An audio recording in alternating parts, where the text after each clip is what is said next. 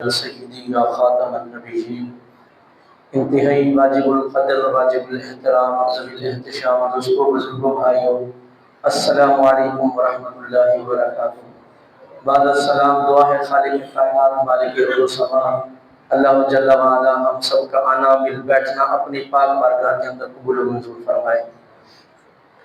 یہ مہینہ ذی الحجہ کا مہینہ ہے اور اس کے اندر اہل ایمان، اہل اسلام اللہ کی عبادت، اللہ کی بندگی بجا لاتے ہیں اور اس کے حکموں کی فرما برداری اور تابعداری کے اندر سب سے اہم فریضہ جو ہے وہ حج کا فریضہ ادا کرتے ہیں۔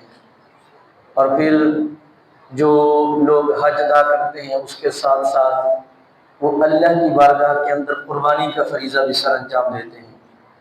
تو یہ قربانی، یہ حج، ساری عبادتیں، ان کا مقصد کیا ہے؟ اللہ کی بندگی اختیار کرنا، یعنی اپنے آپ کو اللہ کے سپرد کر دینا، اس بات کا ثبوت دینا کہ تو مالک ہے، ہم تیرے بندے ہیں، تو مالک ہے، ہم تیرے مملوک ہیں، تو جیسے حکم دے جیسے چاہے مالک، ہم تیری مرضی کے خلاف نہیں چلیں گے، ہمارے اٹھنے والا ایک ایک قدم تیرے حکم کے مطابق ہوگا۔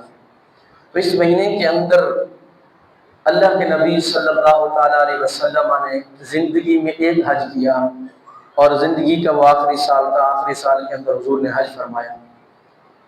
اس کے اندر حضور نے جو ایک خطبہ دیا یوم عرفہ پہ، عرفہ کے دن 9 ذی الحجہ کو اللہ کے نبی نے جو خطبہ دیا عرفات کے میدان کے اندر، اس خطبہ کو خطبہ حجۃ الوداع کہا جاتا ہے اور یہ تاریخ کا اہم ترین خطبہ ہے۔ اسے حقوق انسانی کا چارٹر بھی قرار دیا گیا ہے۔ جو انسانی حقوق ہے، بنیادی انسانی حقوق کو اس کے اندر بڑے جامع انداز کے اندر بیان کیا گیا ہے اور اس کی اہمیت یہ ہے کہ اللہ کے نبی صلی اللہ علیہ وسلم نے اس کے بعد اس انداز میں مفصل خطبہ اور اہم خطبہ نہیں دیا، یعنی گویا یہ تاریخ حضور کی جو زندگی ہے، حیات ظاہری کا آخری خطبہ بھی کہلاتا ہے۔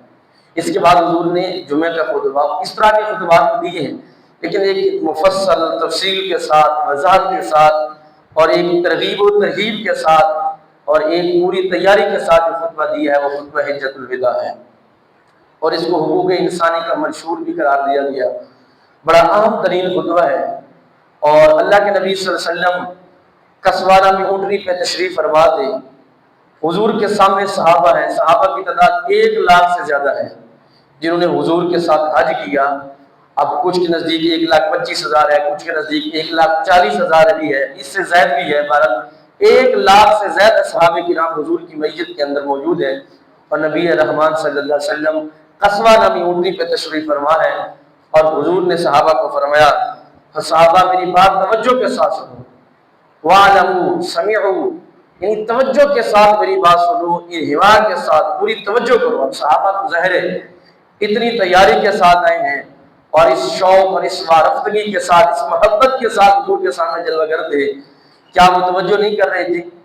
وہ صحابہ کی محبت اور توجہ کا عالم یہ ہوا کرتا تھا کہ حضور مدینہ کے اندر تشریف فرما ہے اور آقا کریم علیہ السلام نے فرمایا صحابہ سے کہ صحابہ میں تمہارے ساتھ بات کر رہا ہوں، جہاں بھی کوئی کھڑا ہے وہیں پہ بیٹھ جائے۔ اب حضور کے سامنے مسجد نبوی کے اندر جتنے صحابہ تھے اچانک فوراً حضور کے حکم پر بیٹھ گئے۔ حضرت عبداللہ بن رواحہ وہ دور مسجد سے کہیں کھڑے تھے، حضور سید دو عالم کی آواز وہاں پہ پہنچی تو عبداللہ بن رواحہ سید عائشہ فرماتی وہیں پہ بیٹھ گئے۔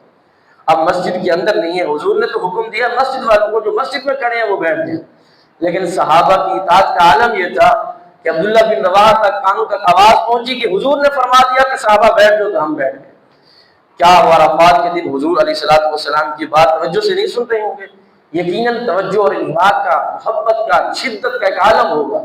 حج کے لیے آئے ہوئے عرفات کے میدان میں موجود ہے، لیکن حضور نے اس خطبے کی اہمیت کو اجاگر کرنے کے لیے فرمایا صحابہ میری بات کو توجہ سے سننا، انہمام سے سننا، اور صحابہ کرام بڑے شوق سے، بڑی وارفتگی کے ساتھ آقا کریم علیہ السلام کی بات سن رہے تھے۔ تو حضور نے اس کے اندر ایک لائن جو پہلی بولی، آقا کریم علیہ السلام نے پہلے آغاز کیا اس آیت سے، قرآن مجید کی اس آیت سے آغاز کیا، یا ایھا الناس انا خلقناکم من ذکر و انثی، اے لوگوں تمہیں ایک ماں باپ سے پیدا کیا گیا، یعنی تم سب حضرت آدم اور اماں حوا کے اولاد ہو۔ پوری انسانیت کے باپ اور پوری انسانیت کی جو ماں ہے وہ حضرت آدم اور حضرت حوا سلام اللہ علیہ۔ فرمایا تم سب حضرت آدم اور اماں حوا کی اولاد ہو۔ من ذکر و انثیٰ، ایک مرد اور عورت سے بنائے گئے۔ وَجَعَلْنَاكُمْ شُعُوبًا وَقَبَائِلَ، اور اس کے بعد تمہارے کنبے اور قبیلے بنا دیے گئے۔ کوئی چودھری ہے، کوئی ملک ہے، کوئی خان ہے، کوئی قریشی ہے، کوئی کچھ ہے، کوئی کچھ ہے۔ فرمایا یہ سارے کے سارے تمہارے قبیلے، ان کا مقصد یہ نہیں کہ یہ کمی اور چودھری کا تصور، فرمایا نہیں، کوئی تصور نہیں ہے، سارے تصور ختم کر دیے۔ فرمایا وَجَعَلْنَاكُمْ شُعُوبًا وَقَبَائِلَ لِتَعَارَفُوا، ان کا مقصد تمہارا تعارف ہے، تمہاری پہچان ہے، تمہارے تعارف کے لیے یہ قبیلے بنائے گئے ہیں۔ ان اکرمکم عند اللہ اتقاکم، اللہ کے نزدیک تم میں سے عزت والا وہ ہے جو سب سے زیادہ متقی ہے، جو پرہیزگار ہے، جو رب سے ڈرنے والا ہے، جس کے سینے کے اندر، دل کے اندر خوف خدا ہے، اللہ کا خوف ہے، اللہ کے نزدیک عزت والا وہ ہے۔ معاشرے کے اندر ہم سمجھتے ہیں کہ عزت والا وہ ہے جس کے پاس پیسے زیادہ ہیں، جس کے پاس گھر بڑا ہے، جس کے پاس گاڑی بڑی ہے، وہ عزت والا ہے۔ اللہ کے نبی نے فرمایا نہیں، اگرچہ اس کے پاس صبح کا ہے، شام کا کھانا نہیں ہے، لیکن خوف خدا رکھنے والا ہے، پھٹے پرانے کپڑے ہیں، اس کے بال بکھرے ہوئے ہیں، اس کے چہرے کے اوپر غبار لگی ہوئی ہے، اس کی ظاہری کیفیت جو بھی ہے، اس کے پاس کوئی سواری نہیں ہے، کوئی گاڑی نہیں ہے، لیکن اللہ کے نزدیک عزت والا وہ ہے، کائنات کا رب اس کو عزت والا کہہ رہا ہے کہ جو اللہ سے ڈرنے والا ہے، خوف خدا کا۔ ان اکرمکم عند اللہ اتقاکم، یعنی اللہ کے نبی صلی اللہ علیہ وسلم نے فرمایا کہ قرآن کہتا ہے کہ تم میں عزت والا کون ہے؟ اللہ کا قرآن کہتا ہے کہ جو تم میں سے متقی ہے، پرہیزگار ہے۔ اس کے بعد حضور علیہ السلام نے فرمایا لوگو یا ایھا الناس اتقوا ربکم، پھر فرمایا کہ لوگو تم اپنے رب سے ڈرو، اپنے رب سے ڈرو، اپنے رب سے خوف کرو۔ پھر اللہ نے تمہارے اوپر 5 نمازیں فرض کی ہیں، اور اللہ نے تمہارے اوپر سال کے بعد 1 مہینے کے روزے فرض کیے ہیں، اور زندگی میں 1 مرتبہ حج فرض کیا۔ یہ حضور علیہ السلام نے یعنی حقوق العباد جو تھے ان کو ایک لائن کے اندر بیان کر دیا۔ اس کے بعد حضور علیہ السلام کا جو خطبہ ہے وہ حقوق العباد پر مشتمل ہے، یعنی جس کے اوپر حضور نے زور دیا ہے، تفصیل کے ساتھ احکام بیان کیے، وہ حقوق العباد ہے، بندوں کے حقوق ہیں، یعنی 90% 90% اللہ کے نبی صلی اللہ علیہ وسلم نے بندوں کے حقوق بیان کیے کہ تم نے معاشرے کے اندر رہنا ہے تو کیسے رہنا ہے۔ اور اس کے اندر حضور علیہ السلام نے آغاز کیا، اللہ کے نبی نے پوچھا، صحابہ سے سوال کیا، صحابہ یہ بتاؤ ایو شہر، کون سا مہینہ ہے؟ صحابہ کرام جانتے تھے کون سا مہینہ ہے، لیکن ادب مصطفیٰ دیکھیے کہ فرمایا، عرض کرنے لگے اللہ و رسولہ اعلم، اللہ اور اس کے رسول ہی بہتر جانتے ہیں کہ کون سا مہینہ ہے۔ پھر آقا کریم علیہ السلام نے فرمایا ایو یوم ھذا، صحابہ یہ بتاؤ کہ دن کون سا ہے؟ پھر یہی عرض کی اللہ و رسولہ اعلم۔ پھر حضور علیہ السلام نے فرمایا کہ شہر کون سا ہے؟ اللہ و رسولہ اعلم۔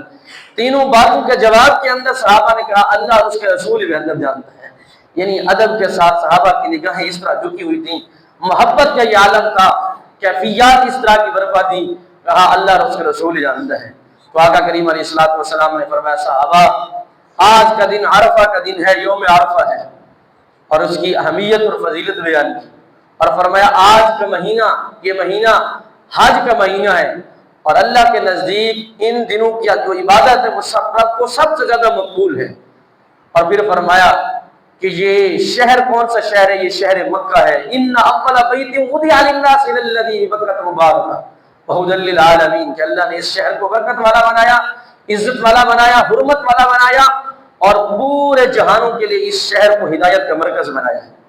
مکہ کی عظمت کو بیان کرنے کے بعد فرمایا لوگوں یہ دن عرفہ کا دن ہے، یہ مہینہ حج کا مہینہ ہے، اور یہ شہر مکہ کا شہر ہے، لیکن فرمایا میرے صحابہ یہ پیغام سنو، اس مہینے سے بڑھ کر، اس دن سے بڑھ کر، اس شہر سے بڑھ کر ایک مومن کی عزت ہے، ایک مومن کی شان، ایک مومن کی عزت اور حرمت اس دن سے بھی بڑھ کر ہے، اس مہینے سے بھی بڑھ کر ہے، اور اس شہر سے بھی بڑھ کر ہے۔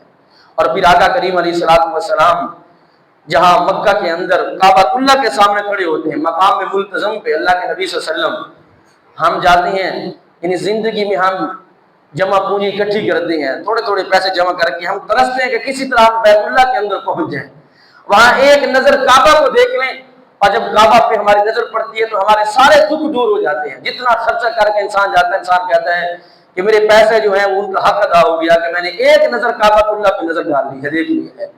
اور آقا کریم علیہ الصلوۃ والسلام اسی کعبہ کے سامنے کھڑے ہیں، مقام ملتزم پہ کھڑے ہیں، رکن یمانی حجر اسود کے ساتھ کھڑے ہیں، اور اللہ کے نبی صلی اللہ علیہ وسلم کعبہ کو مخاطب کر کے فرماتے ہیں، کعبہ بے شک تو بڑی عزت والا ہے، شان والا ہے، تیری بڑی حرمت ہے، لیکن ایک مومن کا خون تجھ سے بڑھ کر ہے، ایک مومن کی عزت تجھ سے بھی بڑھ کر ہے، ایک مومن کا مال تجھ سے بھی بڑھ کر ہے۔ یعنی مومن کے مال کی، مومن کی جان کی، مومن کی عزت و آبرو کی جو شان ہے وہ تجھ سے بڑھ کر ہے۔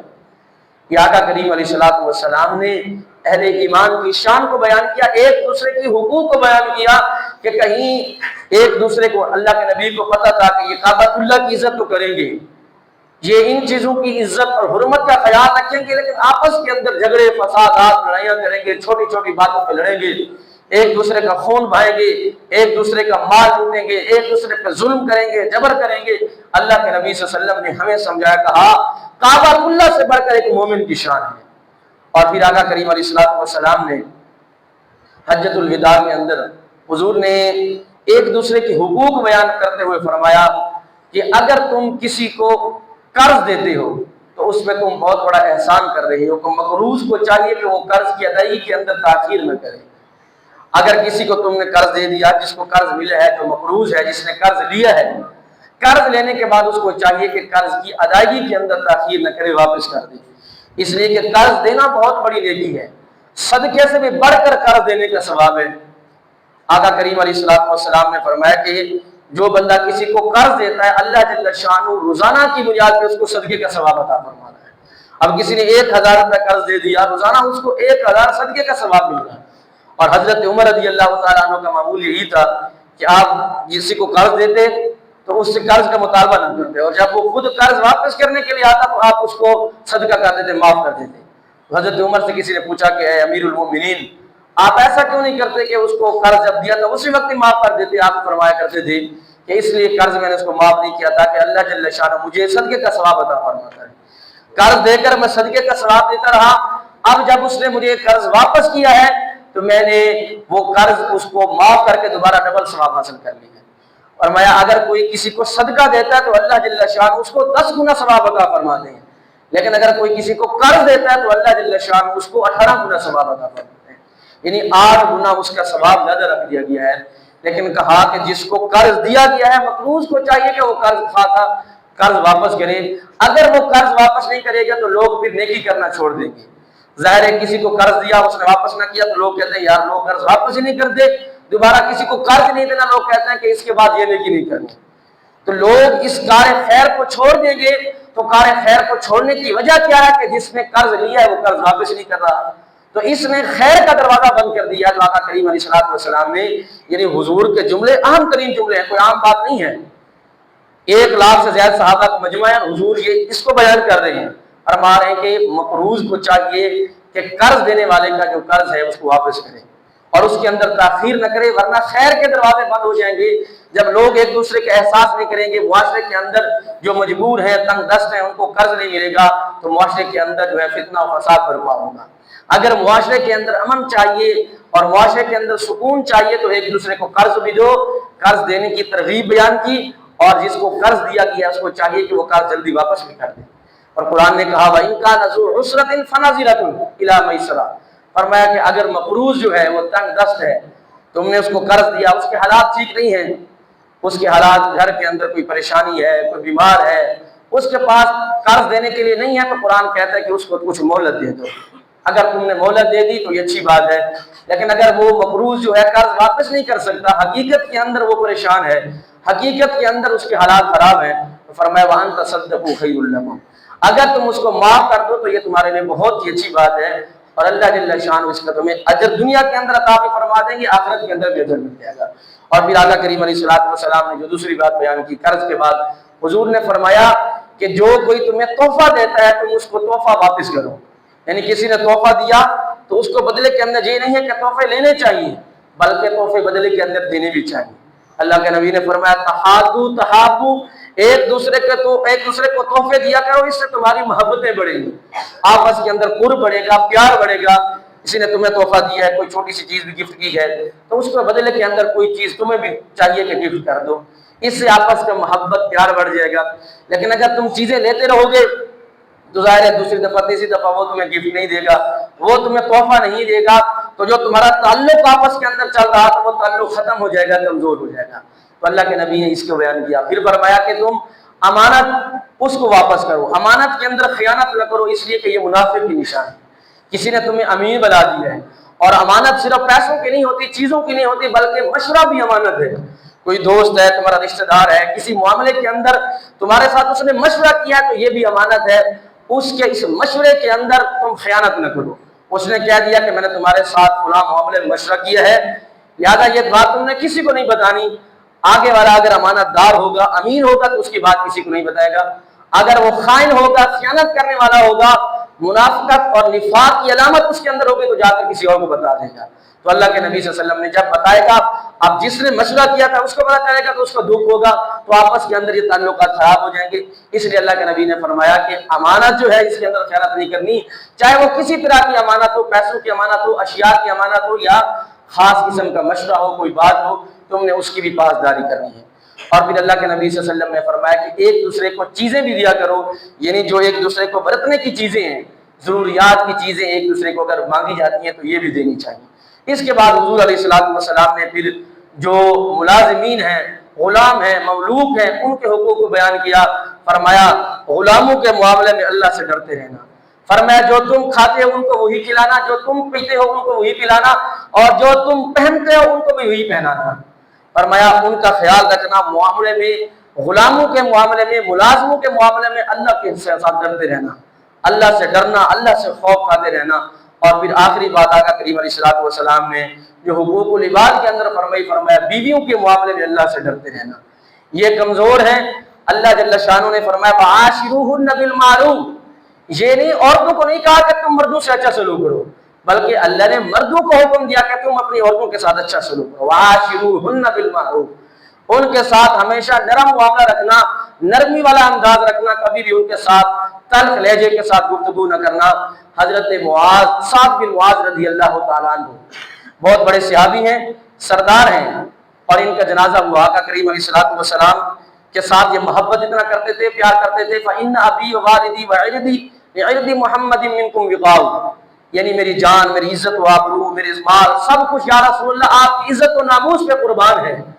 یہ اشعار جو ہیں حضرت سعد بن معاذ رضی اللہ تعالیٰ عنہ کی ہیں، اور حضرت سعد بن معاذ رضی اللہ تعالیٰ عنہ ان کا جنازہ ہوا۔ آقا کریم علیہ السلام نے جنازہ پڑھایا، قبرستان کے اندر حضور خود تشریف فرما ہوئے۔ ساتھ گئے، ان کی تدفین ہوئی تو دیر تک اللہ کا نبی صلی اللہ علیہ وسلم کھڑے رہے، اور دیر تک صحابہ بھی انتظار کرتے رہے۔ تدفین کے بعد کھڑے ہیں، صحابہ بھی انتظار میں ہیں۔ جب آقا کریم علیہ السلام کافی دیر کے بعد واپس آئے، حضور گھر کی طرف، مسجد کی طرف روانہ ہوئے، صحابہ میں سے کچھ صحابہ نے عرض کیا یا رسول اللہ، آج آپ خلاف معمول دیر تک حضرت سعد بن معاذ کی قبر پہ کیوں کھڑے رہے؟ تو آقا کریم علیہ السلام نے فرمایا کہ جب میرے غلام کو دفن کیا گیا تو قبر نے اس کو دبانا شروع کر دیا، تو قبر نے دبایا تو میں اس کے لیے دعا کرتا رہا، استغفار کرتا رہا، تو اللہ جل شانہ نے میرے کھڑے رہنے کی وجہ سے قبر کو کشادہ کر دیا ہے اور اس تکلیف کو دور کر دیا ہے۔ تو عرض کی یا رسول اللہ، سعد بن معاذ کی کوئی غلطی تھی؟ اللہ کے نبی صلی اللہ علیہ وسلم نے فرمایا نہیں، سعد بن معاذ کی کوئی بڑی غلطی نہیں تھی، بس یہ تھا کہ وہ بیوی کے معاملے میں تھوڑا سا سخت تھا، بیوی کے ساتھ تلخ لہجے کے اندر گفتگو کرتا تھا، اس وجہ سے قبر نے اس کو دبانا شروع کر دیا ہے۔ اب ہم توجہ کریں، یہاں دیکھیں کہ حضرت سعد بن معاذ رضی اللہ تعالیٰ عنہ کبار صحابہ میں سے ہیں، ان کی کتنی بڑی شان ہے، اور آقا کریم علیہ السلام کے سچے غلام ہیں، لیکن معاملہ کیا ہے کہ گھر کے معاملے کے اندر بیوی کے ساتھ بات کرنے میں لہجے کے اندر تھوڑی سی ترشی ہے، تھوڑا سا انداز جو ہے سخت ہے، تو اللہ جل شانہ نے اس کو بھی برداشت نہ کیا۔ اللہ نے فرمایا کہ تم نے اپنے گھر میں اپنی بیویوں کے ساتھ تلخ لہجے کے اندر گفتگو بھی نہیں کرنی۔ وَعَاشِرُوهُنَّ بِالْمَعْرُوفِ، اور ان کے ساتھ نیکی والا، بھلائی والا معاملہ کرنا۔ آقا کریم علیہ السلام نے فرمایا صحابہ، یہ دو جوڑوں کی وجہ سے تمہاری باندیاں بنا دی گئی ہیں، ان نکاح کے اندر صرف ایجاب و قبول ہے، ایجاب و قبول کے بعد फरमाया सब कुछ छोड़कर तुम्हारे घरों के अंदर आ गई, अपने माँ बाप को छोड़ दिया, बहन भाइयों को, सब कुछ छोड़ दिया, आप तुम्हारी मिल्कियत के अंदर आ गई हैं सिर्फ 2 जुमलों की वजह से। फरमाया इनके मामले में अल्लाह से डरते रहना, इनके हुकूक की अदायगी के अंदर कभी भी गफलत ना करना, और इनके हुकूक जो है अच्छी तरह अदा करना। और आका करीम अलैहिस्सलाम बार बार इनके इसका जिक्र करते रहे, बीवियों का जिक्र करते रहे। तो हमें भी चाहिए कि आका करीम अलैहिस्सलाम के इन खुतबात से हम सबक हासिल करें, और बीवी के हुकूक अदा करने के अंदर हम अगर कोई भी अच्छा मामला करें अपनी बीवी के साथ, हमारे मुआशरे के अंदर एक अलमिया है, ये बात है, कहते हैं कि ये फलां जो है रंग मुरीद है, ये अपनी बीवी का मुरीद है, कि हमारी जुबानों पे जुमले होते हैं, ये जुमले अल्लाह के नबी सल्लल्लाहु अलैहि वसल्लम से बढ़कर कायनात के अंदर कौन हो सकता है। और इमामुल अंबिया सैयद दो आलम सल्लल्लाहु अलैहि वसल्लम हजरत आयशा रज़ियल्लाहु तआला अन्हा से फरमाते हैं, आयशा जिस दिन से मुझे ये पता चला है कि जन्नत के अंदर तुम मेरी बीवी होगी, मुझे तो मरने का शौक लगा हुआ है। इमामुल अंबिया है, कौनैन के वारी है, जिनके लिए कायनात बनी गई है। और हुजूर अलैहिस्सलातु वस्सलाम फरमाते हैं कि आयशा बताओ, तुमने पानी पीते हुए प्याले के ऊपर जहां होठ लगाया, मैं भी वहां पे होठ लगा के पानी पीऊंगा। आपस के अंदर मोहब्बत प्यार, ये दीन है। ये हम इसको कहते हैं कि ये रंग मुरीदी है, ये रंग मुरीदी नहीं है, ये दीन है, नबी पाक अलैहिस्सलातु वस्सलाम की सुन्नत है। एक औरत जिसने अपना सब कुछ छोड़ दिया तुम्हारे घर के अंदर आ गई है, तुमने उसको अपनी बादी बना लिया, उसको अपनी गुलामा बना लिया, नहीं। वाशिरुहुन्ना बिल मारूफ, कुरान कहता है उनके साथ अच्छा सलूक करना, भलाई वाला मामला करना।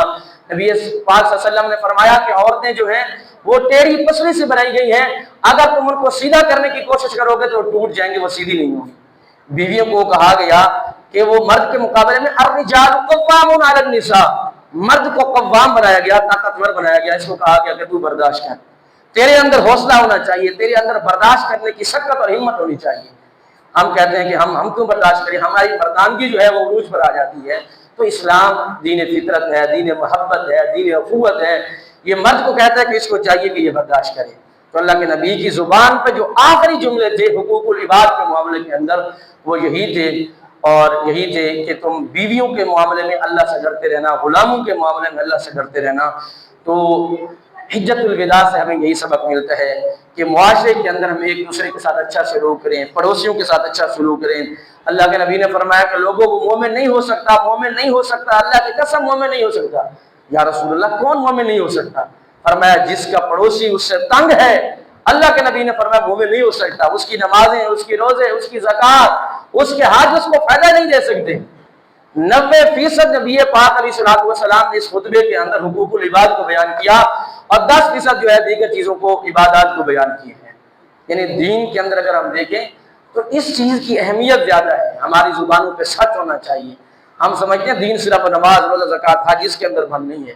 दीन का ज्यादा हिस्सा जो है वो मामलात के अंदर है। हमारी ज्यादा जिंदगी मस्जिद के अंदर नहीं गुजर रही, बाहर बाजार के अंदर, घरों के अंदर गुजर रही है। और घरों के साथ हमने घर के अंदर मामला अच्छा रखना है, बच्चों के साथ कैसा सलूक करना है, अपने पड़ोसियों के साथ कैसा सलूक करना है, मुआशरे के अंदर हमने कारोबार कैसे करना है, दीन हमें ये सिखलाता है। अल्लाह करीम की बारगाह में दुआ है अल्लाह हम सबको जो कुछ बयान किया इसमें अमल करने की तौफीक अता फरमाए। वमा अलैना इल्लल बलाग।